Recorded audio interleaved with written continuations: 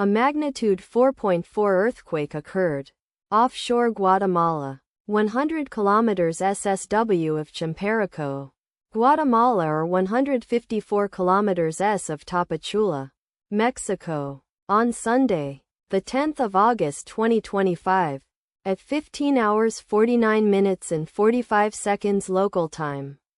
The quake had a depth of 10 kilometers and was not felt, or at least not reported so.